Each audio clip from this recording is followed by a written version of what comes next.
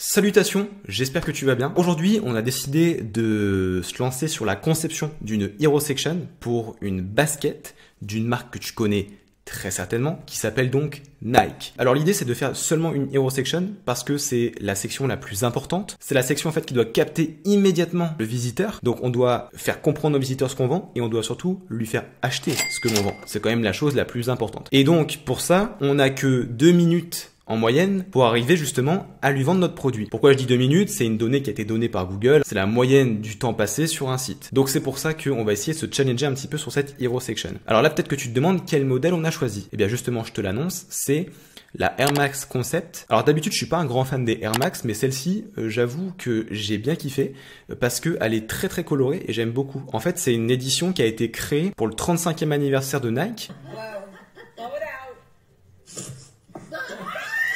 Et qui rappelle du coup un petit peu tout le mouvement hippie. Donc en fait elle est très colorée, il y a 3 modèles en plus, donc des couleurs différentes, et les patterns utilisés ils sont cool, moi j'aime beaucoup en tout cas. Alors juste avant de continuer, petite parenthèse rapide, parce qu'en début de semaine on a ouvert l'accès à notre formation avancée sur Webflow, où on t'apprend du coup à créer des landing pages en maîtrisant en fait le designer de Webflow, et ça à travers 3 niveaux, et en fait plus on monte dans les niveaux, plus tu te doutes bien que ça va être poussé en termes de conception. On va aller sur des conceptions du turfu au niveau 3. Je te donne des exemples de pages du niveau 3, Apple, Take Boost, où on va faire intervenir des éléments qui vont un petit peu twerker dans tous les sens. On va faire de la 3D animée, c'est-à-dire qu'au scroll, ça va bouger. On va injecter un peu de code personnalisé. On va créer des enchaînements super stylés.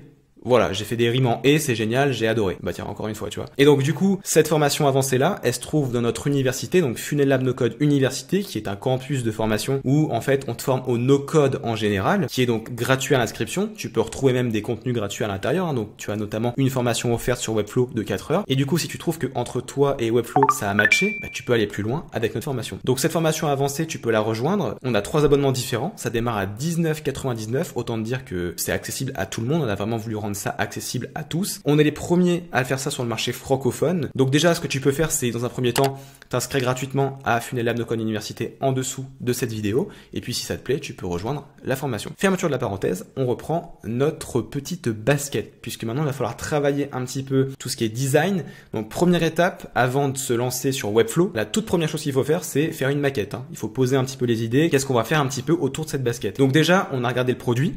Je pense que c'est la première chose à faire. On construit autour du produit et pas à l'inverse. On fait pas d'abord la page et ensuite on met le produit. Donc là, comme je te l'ai dit, c'est un produit qui a beaucoup de couleurs. Donc en fait, tout de suite, l'idée qui nous vient, c'est que à chaque modèle, en fait, on va avoir une couleur de fond qui va apparaître. Donc on va reprendre en fait une des couleurs majoritaires de la basket et on va l'afficher en fond. Donc après, le plus important, c'était de placer dans cette Hero Section toutes les infos pertinentes pour un produit e-commerce. Donc on avait le nom du produit, la description, toute la partie e-commerce, c'est-à-dire le prix, le choix de la pointure pour que la personne puisse commander la bonne taille, hein, puisque bien entendu, on le sait, une chaussure n'a pas de taille universelle. Un petit bouton commander. On a aussi ajouté un guide détail, très important. C'est souvent utilisé sur les pages produits pour des chaussures. Et en fait, ensuite, ce qu'on a fait, c'est qu'on a mis la basket au centre de la section, puisque c'est le produit. Donc, il faut bien que lui soit central, en fait, dans la section. Et on a agencé le contenu autour. Et donc, à droite du produit, on a mis des petites images qui vont être des images supplémentaires que le visiteur pourra regarder pour voir la basket sous différents angles, hein. C'est très important. On ne met jamais une seule photo, sinon tu vas vraiment limiter tes ventes.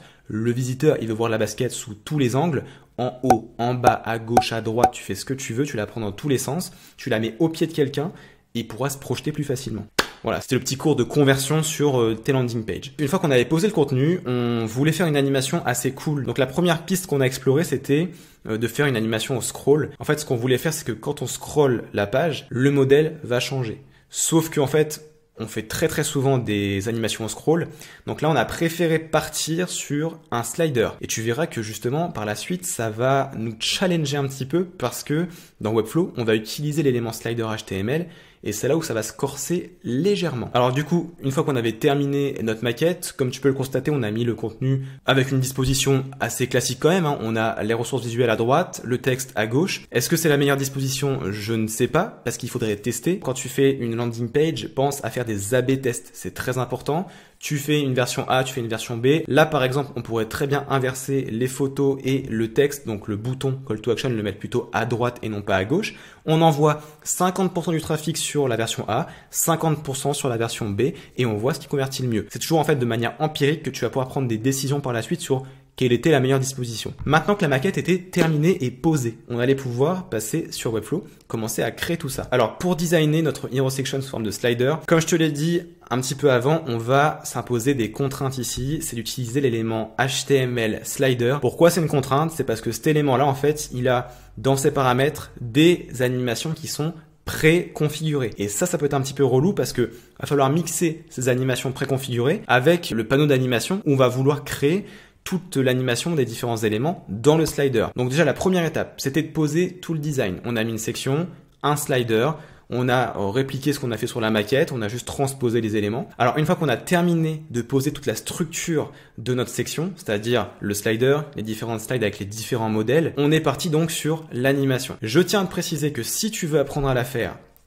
pas de souci, tu peux le faire. Elle est déjà disponible dans les leçons annexes dans la formation dont je t'ai parlé au début de cette vidéo. Donc pour ça, encore une fois, tu cliques sur le lien qui se trouve en dessous de la vidéo. Et puis on se retrouve donc à l'intérieur. Alors pour l'animation, comme je t'ai dit, le slider HTML a déjà en fait des animations qui sont préconfigurées. Quand tu vas dans la petite roue crottée, tu es en fait de base sur slide. Tu peux aller sur crossfade, tu peux aller sur slide over, etc., etc. Et tu as aussi la durée de l'animation que tu peux choisir. Donc là, il va falloir créer une harmonie entre ces animations-là et également l'animation du déclencheur slider change. Donc en fait, ce déclencheur-là, il n'apparaît que quand tu sélectionnes une slide, parce qu'en fait, sinon, tu ne peux pas l'utiliser. Il est désactivé sur Webflow. Et donc, c'est là où tu vas pouvoir dire, bah voilà, quand je rentre dans ma slide, j'anime de telle manière. Quand je sors de ma slide, j'anime de cette façon-là. Et donc, du coup, bah, avant de commencer à animer, il a fallu réfléchir un petit peu à l'animation. Attention, il faut pas que ça prenne trop de temps, puisque on n'oublie pas, l'objectif principal quand même de cette page, c'est de vendre le produit. Donc l'idée, c'est pas de faire une animation ultra sophistiquée avec des pirouettes, etc. C'est de faire switcher les différents modèles de manière agréable. Donc moi en fait, ce qui m'a sauté aux yeux tout de suite, c'était la police de Nike qui est souvent en italique, ce qui donne en fait cet effet de vitesse. Donc en fait, je suis parti sur l'idée d'une animation où les textes allaient switcher de gauche vers la droite très vite pour laisser place aux autres, tu vois, tac tac. Oui, je suis en train d'imiter l'animation, ça n'a aucun sens, tu n'as certainement rien compris, mais tu vas le voir par la suite, t'inquiète pas, sur mon écran. Et donc du coup, c'est ce que j'ai fait. Avec le déclencheur Slider Change, j'ai sélectionné chaque morceau de texte, les images à droite et les options e-commerce, et j'ai simplement en fait fait partir le texte de gauche vers la droite. C'était assez fastidieux, je vais t'épargner ça, bien sûr. Et une fois que j'avais terminé du coup l'animation des différents éléments en mode vitesse, il a fallu gérer le fond, puisque le fond va changer entre les modèles, et pour ça en fait, je n'ai en soi pas touché grand chose, j'ai juste utilisé les animations préconfigurées du slider. Donc j'ai utilisé le crossfade en fait pour avoir cet effet de fondu et de transition entre mes différents fonds et je les ai corrélés avec la durée d'animation de mon déclencheur Slider Change. Alors oui, je sais, ça commence un petit peu à se complexifier, mais accroche-toi bien, c'est pas terminé. Parce que la prochaine étape, c'était d'animer notre petite basket. C'est le produit phare, ça y est, il faut maintenant animer ce produit. Comment est-ce qu'il apparaît quand j'arrive dans ma slide? Alors là, en fait, très sincèrement, j'avais pas d'idée. J'ai commencé à tester tout n'importe quoi. De la gauche à la droite, du haut vers le bas. Ensuite, j'ai fait un petit scale, la chaussure tournait sur elle-même et s'affichait. Ça n'avait aucun sens. Puis en fait, j'ai fini par trouver une animation assez sympa. Elle partait du bas, un petit peu inclinée, et elle montait comme ça avec un petit retour. Vraiment, c'était que du test, et j'ai trouvé en fait le rendu plutôt cool à la fin. Et en fait, ici, j'ai utilisé une animation qui s'appelle dans Webflow In Out Back, qui veut simplement dire que quand tu termines l'animation, t'as un petit retour qui se fait. Donc vraiment, je t'invite à l'utiliser. Ça rend tes pages un petit peu plus cool, plutôt que d'avoir une animation linéaire qui, du coup, n'est pas naturelle du tout.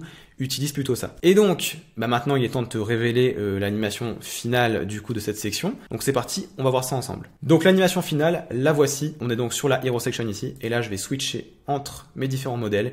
Et voilà, on a le texte qui switch, la basket qui apparaît.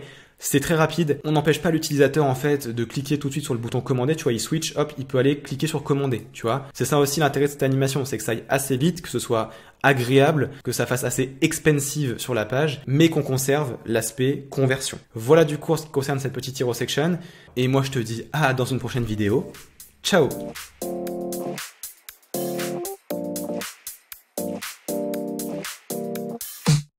Alive, let's hit the dance floor. Don't work too hard, might break a backbone. Return of the Mac, the king is back though. Corvette and cash, I never lack those. She saw the stone, you know how that go. Fatality, my diamonds that cold. Versace trunks, I hit my backstroke.